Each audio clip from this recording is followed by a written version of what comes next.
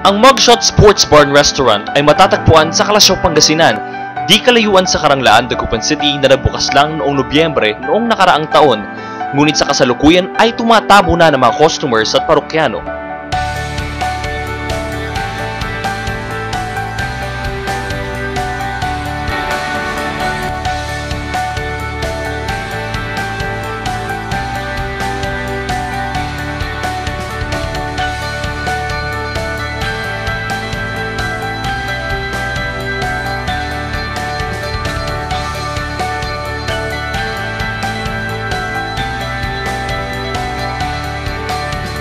Ang kakaibang tema at iba't ibang gimmick ng lugar ang isa sa mga dahilan kung bakit humihikayat ng customer ang nasabing bar.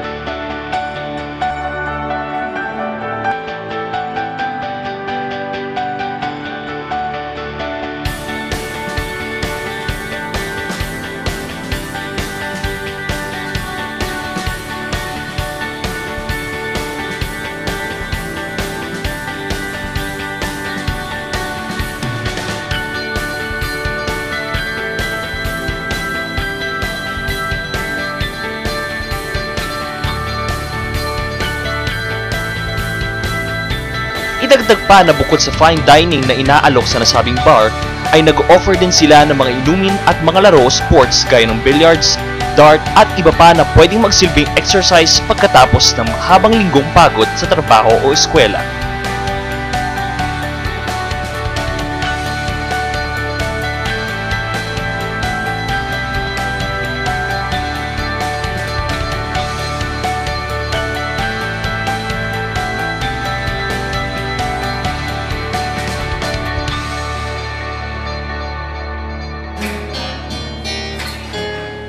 Mayroon din sila mga live bands na haharana sa inyo habang kayo'y kumakain, umiinom o naglalaro.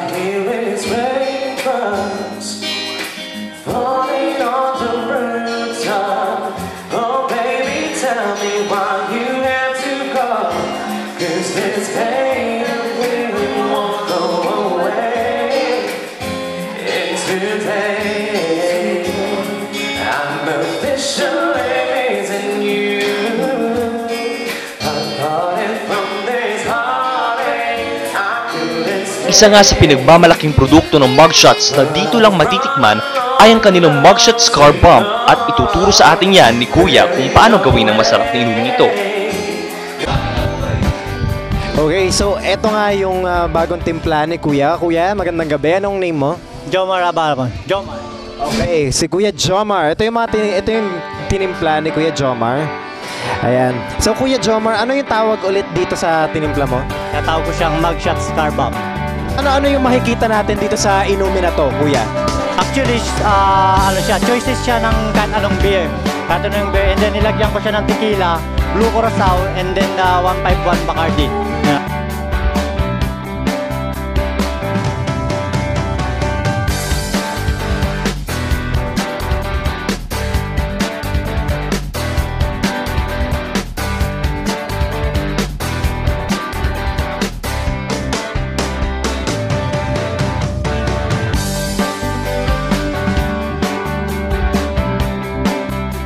Okay, so at this point, titikman naman natin itong Mugshot Scar Bomb.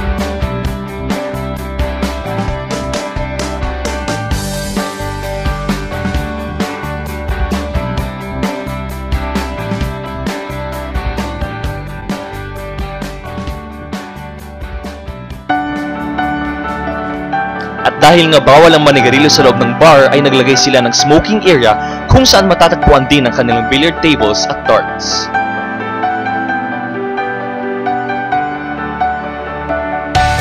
Maliban pa sa mga masasarap na pagkain at inumin plus mga sports activities sa bar, meron pang isang gimmick ang Mugshots na talaga namang dinadayo ng mga tao.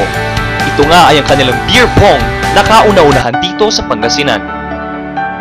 Ang beer pong ay isang drinking game na kung saan ang bawat team na nasa opposite side ng isang rectangular table ay may 6 hanggang 10 plastic cups na may beer kung saan dapat ma-shoot ang ping-pong balls. Kadalasang nasa 2 hanggang 4 ang members ng isang team. Alternate na magbabato ng ping-pong balls ang bawat side. Sakaling na-shoot ng naglalarong team ang ping-pong balls sa mga cups of beer, ay kailangang inumin ito ng kabilang team. Ang unang team na makakaubos ng mga cups of beer na nakalatag ay siyang talo.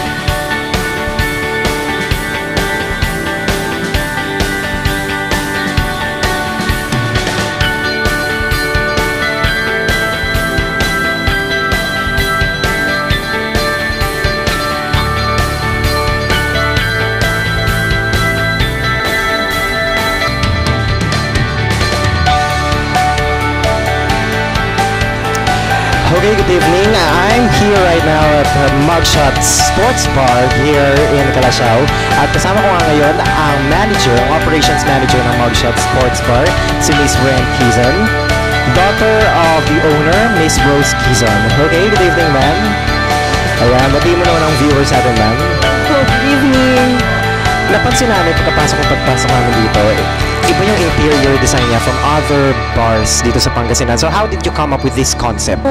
Yung gusto namin ipakilala sa mga taga Pangasinan is yung beer pong na it's like a sports pero may kasamang beer. So yun. I see. Bakit sports? Bakit sa lahat? Pwede namang comedy bar, pwede namang ibang klaseng bar din, di ba ganyan? Pero bakit sports? Meron ba sa inyong pamilya na athlete? Ganun? Actually wala naman pero mas okay kasi kung sports bar kasi dito po sa dito sa Philippines, konti lang naman yung parang mahilig sa parang ganitong, makakaisip ng ganitong idea na sports bar. So parang ginap na namin yung opportunity na magtayo ng isa para kakaiba ka sa lahat. Yun. Yes, I see. Ano yung mga specialty mixes ninyo dito sa Mugshots? We have, yun nga po, yung kasabi ko lang kanina, pinapakilala namin actually dito sa Pangasinan is yung beer po na sikat po sa Manila. So, yung Manila, dinala po namin dito sa Pangasinan.